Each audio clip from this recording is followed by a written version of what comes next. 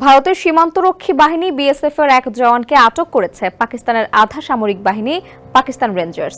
ভারতীয় সংবাদ মাধ্যম টাইমস অফ ইন্ডিয়া বৃহস্পতিবার জানায়, অসাবধানতাবশত বিএসএফ এর এক কনস্টেবল পাঞ্জাব দিয়ে আন্তর্জাতিক সীমান্তে ঢুকে পড়েন। এরপর তাকে ধরে ফেলে পাকিস্তান রেঞ্জার্স। বার্তা সংস্থা পিটিআই এর বরাত দিয়ে প্রতিবেদনে বলা হয়েছে, বুধবার কনস্টেবল পিকে সিং সামরিক পোশাক পরিহিত অবস্থায় ভুলবশত ফিরোজপুরের কাছ দিয়ে পাকিস্তান সীমান্তের ভেতরে চলে যান। ওই সময় তার হাতে রাইফেলও ছিল। তিনি স্থানীয় কৃষকদের সহায়তা করছিলেন। তখন পথভ্রষ্ট হয়ে তিনি পাকিস্তানের ভেতর ঢুকে পড়েন বলে প্রতিবেদনে বলা হয়। এখন আলোচনার মাধ্যমে পিকে সিংকে নিরাপদে ফিরিয়ে আনার কাজ চলছে বলে জানিয়েছে সংশ্লিষ্ট সূত্র।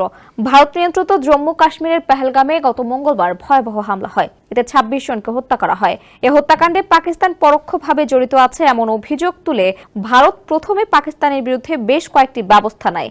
এর জবাবে পাকিস্তানও আজ বৃহস্পতিবার পাল্টা ব্যবস্থা নিয়েছে। আর এসব চলার মধ্যেই পাকিস্তানের ভেতর বিএসএফ জওয়ান আটক হওয়ার খবর পাওয়া গেল।